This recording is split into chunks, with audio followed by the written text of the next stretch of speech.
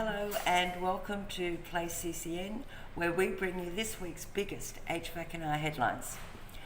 I'm your host, Sandra Rossi, editor of Climate Control News. For the past 18 months, Australian industry has been busy implementing the National Construction Code. The new standards were clearly necessary. We've seen some serious cladding disasters, fires, faulty buildings like the Opal Tower in Sydney, and the list goes on.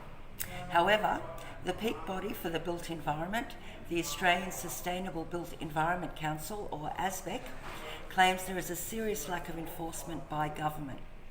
This week, ASBEC called on state and territory governments to protect consumers by making urgent changes to the way building compliance is enforced. And it's not just consumers that are being ripped off. Commercial clients are incurring costs as well because the code is not being enforced.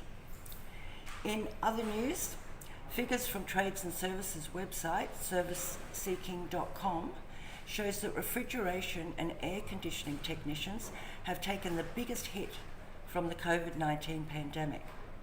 Out of all the trades listed on the site, RAC has seen the biggest fall in job requests, particularly in the heating sector. In fact, job requests have dropped by more than 40%, which is a huge decline.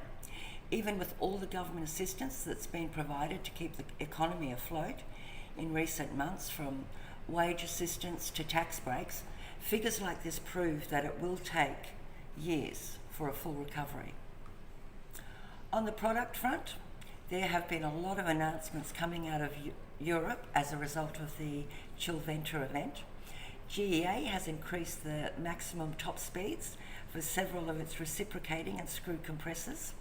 At the same time, GEA has confirmed its blue chillers and red heat pumps. They've combined them into a single product, which is known as the blue-red fusion. In other international news, the United States is set to implement its very own HFC phasedown. I know it's taken a while, but the Senate has agreed to amend the American Energy Innovation Act. The amendment will authorise a 15-year phase-down of HFCs at a national level for the first time ever.